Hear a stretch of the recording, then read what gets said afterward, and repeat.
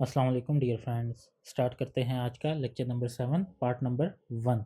तो आज का जो हमारा टॉपिक है वो कंसिस्ट होगा role of central Asia in world politics पर, जिसमें हम सेंट्रल एशिया की जियोग्राफी को डिस्कस करेंगे, वहाँ का जो पॉलिटिकल कल्चर है उसको डिस्कस करेंगे, रिलीजन को डिस्कस करेंगे, थोड़ी सी हिस्ट्री देखेंगे, यूएसएसआर का इन्फ्लुएंस और रशिया के इन्फ्लुएंस को डिस्कस करेंगे, करंट स्टेटस को डिस्कस करेंगे और यहाँ पर जो ग्रेट गेम्स खेली गई हैं उनको हम अपने आज के लेक्चर का मौजू बनाएंगे। तो सबसे पहले स्टार्ट करते हैं फिजिकल जियोग्राफी को। Central Asia is a region in the Asian continent that extends from the mountains of western China to the shores of the Caspian sea. Central Asia was located on what was known as the Silk Road between Europe and Far East and has long been a crossroads for people, ideas and trade। अच्छा जी, इसकी अगर हम physical geography को देखें तो हमें ये नज़र आता है कि जो सेंट्रल एशिया है वो फॉल करता है between western China to the shores of the Caspian sea. ये एक लैंड लॉक रीजन है और ये लोकेटेड है जिसको हम कहते हैं सिल्क रोड पर, जो कि कनेक्ट करता है यूरोप और एशिया को। और यहाँ से आपने देखा है कि बड़े बड़े जो इंटेलेक्चुअल्स हैं वो यहाँ पर पैदा हुए हैं, स्पेशली मुस्लिम इन्फ्लुएंसर जो हैं, हमारे जो अहदीस के लोग हैं जिन्होंने अहदीस कंपाइल की हैं, जिस तरह इमाम बुखारी हैं, वो यहाँ के रहने वाले हैं। तो तभी ये जो रीजन है वो हमेशा से रहा है cross road for people, ideas and trade. और ट्रेड का आपको आइडिया है कि ये कनेक्ट करता है south east Asia, Asia, Indian ocean को यूरोप के साथ।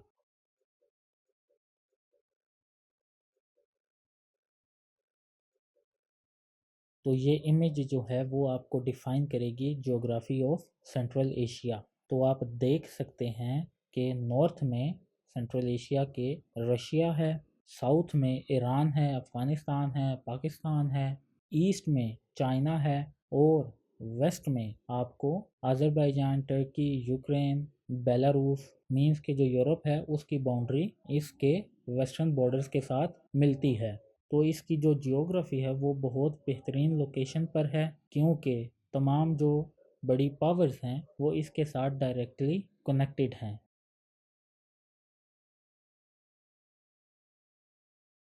Central Asia has an extremely varied geography, including high mountain passes through vast mountain ranges such as Tian Shan, Hindu Kush, and the Pamirs. The region is also home to the vast Karakoram and Khyzil Kum Desert, which dominate the interior with expansive spans of sand and desolation. Under the sand and prairie grasses lay the some of the most extensive untapped reserves of gas and oil on the planet। तो mostly जी ये सारा जो है वो डिज़र्टेड area है और इन desserts में heavy amount में गैस और ऑयल के जो रिसोर्सेज हैं वो पाए जाते हैं।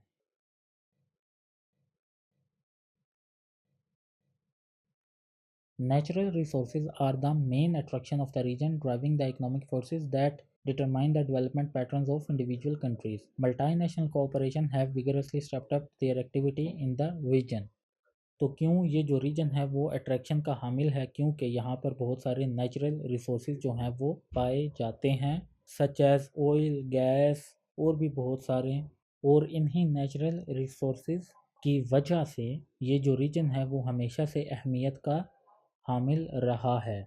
बहुत सारी जो मल्टीनेशनल कॉरपोरेशंस हैं उन्होंने अपनी जो एक्टिविटीज़ हैं वो बढ़ाई हैं इस रीजन में, ताकि वो यहाँ के जो नेचुरल रिसोर्सेज हैं उनको एक्सट्रैक्ट कर सकें और उन रिसोर्सेज को जो दुनिया के मार्केट्स हैं वहाँ पर एक्सप्लॉइट कर सकें।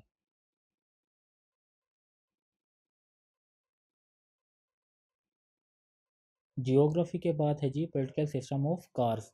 The political system are adjusting from the old Soviet Union socialist policies to new democratic systems that are subject to the high levels of authoritarian rule and corruption in business and politics। The five countries of Kazakhstan, Uzbekistan, Turkmenistan, Tajikistan, and Kyrgyzstan were part of the former Soviet Union until its breakup in 1991। Today, with Afghanistan, they are independent countries that make up the region called Central Asia। अगर देखा जाए तो 1800 के आगाज़ से यहाँ पर Soviet का इन्फ्लुएंस बढ़ गया, सोवियत ने यहाँ पर इन्वेड किया और यहाँ का जो तमाम स्ट्रेटिजिक कल्चर था, पॉलिटिकल कल्चर था, रिलीजियस कल्चर था, उसको इन्होंने चेंज करना शुरू कर दिया। अब इन्होंने जो यूएसएसआर थे उन्होंने अपना पॉलिटिकल सिस्टम दिया। यूएसएसआर का जो पॉलिटिकल सिस्टम था वो कम्युनिस्ट था, बट जब कम्युनिस्ट अम्पायर जो है वो डिसइंटीग्रेट हुआ 1991 में, जो कि यूएसएसआर था, तब यहाँ के जो कंट्रीज़ हैं उन्होंने इंडिपेंडेंस हासिल कर ली। और वो कंट्री कौन कौन से हैं? Kazakhstan, Uzbekistan, Turkmenistan, Tajikistan and Kyrgyzstan, जिनको हम सेंट्रल एशिया कहते हैं। तो जब इन कंट्रीज़ ने इंडिपेंडेंस जो है वो हासिल कर ली सोवियत यूनियन से, तो इन कंट्रीज़ ने अपना जो सिस्टम है वो राइज करने का सोचा। यूजुअली उस टाइम पे देखा जाए तो जितने भी कंट्रीज़ जो हैं वो इंडिपेंडेंट हो रहे थे तो वो डेमोक्रेसी की तरफ जा रहे थे, बट चूँकि यहाँ पर हमेशा से यूएसएसआर का इन्फ्लुएंस रहा था, तो जो वहाँ पर डेमोक्रेसी थी वो अथॉरिटेरियन रूल में बदलती चली गई।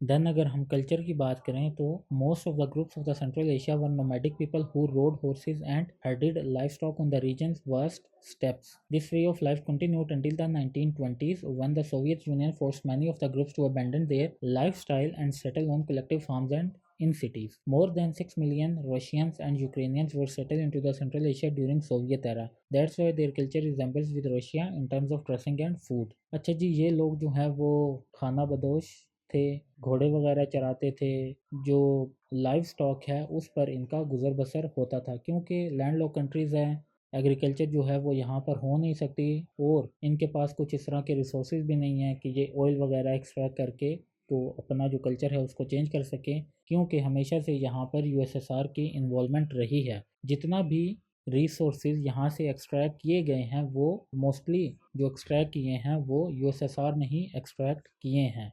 तो इनकी जो लाइफ है वो बड़ी डिटेरियोरेट हुई जब सोवियत यूनियन ने यहाँ पर लोगों को फोर्स किया कि वो अपना लाइफस्टाइल जो है छोड़ें और उनको कलेक्टिव फार्म्स और चंद शहरों में इनको मखसूस कर दिया गया कि ये लोग जो हैं वहाँ पर रहकर अपना जो गुजर बसर है वो करें, क्योंकि जब वो एक इकट्ठी जगह पर रहेंगे तो इनको टेम करने में जो है वो आसानी होती थी। तो जब ये इकट्ठे फार्म्स में रहे, सिटीज़ में रहे, इन्हीं के साथ रशियंस भी रहे, इन्हीं के साथ यूक्रेनियंस भी रहे, तो इन लोगों का जो लाइफस्टाइल है वो बदलता चला गया। और जो यूएसएसआर था उसने मोस्टली यही कोशिश की थी कि इनका जो लाइफस्टाइल है, इनका जो कल्चर है, इनका जो रिलीजन है उसको इनमें से ख़त्म किया जा सके और उन पर जो अपना रिलीजन है, अपना जो कल्चर है, अपना जो पॉलिटिकल सिस्टम है उसको इम्पोज किया जा सके, ताकि अगर आने वाले वक्तों में रशिया की इन्वॉल्वमेंट यहाँ से ख़त्म होती है तो तब भी इनकी जो आइडियोलॉजी है तो वो यूएसएसआर से ही रिजेंबल करे।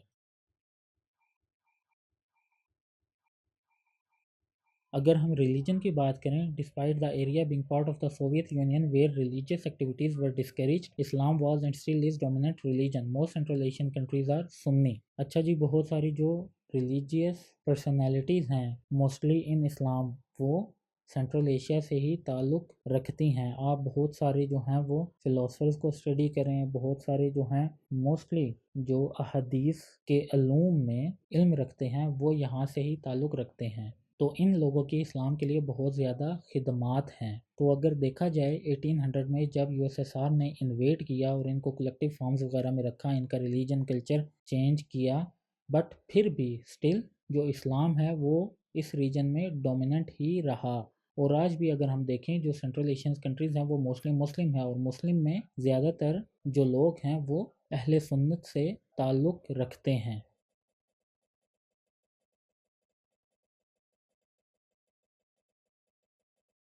अब अगर हम थोड़ा सा डिस्कस करें रशिया एंड सोवियत रूल को, the Russia conquered central Asia in mid 1800। तो मिड 1800 में रशिया ने कंकवर्ड किया, मीन्स के यूएसएसआर ने कंकर्ड किया सेंट्रल एशिया को। They built road, expanded oil and cotton production. तो उन्होंने यहाँ पर रोड्स बनाए और यहाँ से जितने भी रिसोर्सेज थे उनको एक्सट्रैक्ट करना शुरू किया, वो चाहे ऑयल हो, कॉटन हो, जो भी हो, उन्होंने उसको एक्सपोर्ट किया अपने कंट्री में और वहाँ से उन्होंने फिर दुनिया की जो मार्केट है वहाँ पर सप्लाई की सेंट्रल एशियन प्रोडक्शन को।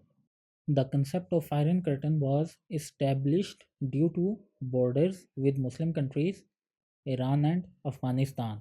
तो आपको पता है कि जो सेंट्रल एशियन कंट्रीज़ हैं उनकी जो बाउंड्रीज़ है वो अफ़गानिस्तान और ईरान के साथ मिलती हैं, और जो अफ़गानिस्तान और ईरान हैं वो मुस्लिम कंट्रीज़ हैं। तो मुस्लिम कंट्रीज़ के इन्फ्लुएंस को काउंटर करने के लिए जब यूएसएसआर ने सेंट्रल एशिया को इन्वेड किया तो इन्होंने बॉर्डर पर बहुत स्ट्रिक्ट सिक्योरिटी जो है वो इम्पोज की, और उसको हम नाम देते हैं आयरन कर्टन का, कि कोई भी बंदा जो है सेंट्रल एशिया से ईरान या अफ़गानिस्तान नहीं जा सकता था, और कोई भी अफ़गानिस्तान ईरान से सेंट्रल एशिया जो है वो नहीं आ सकता था।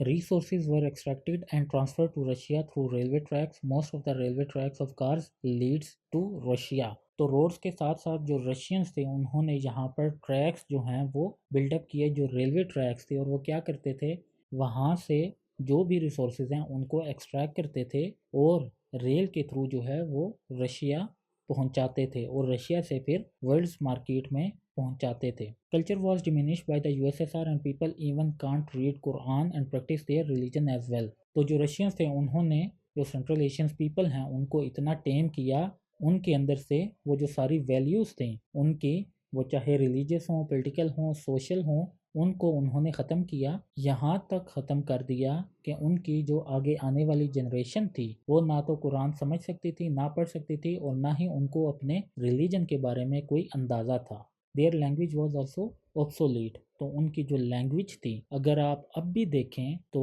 मोस्टली जो वहाँ पर लैंग्वेज बोली जाती है तो वो इन्फ्लुएंस्ड है फ्रॉम रशियन लैंग्वेज से।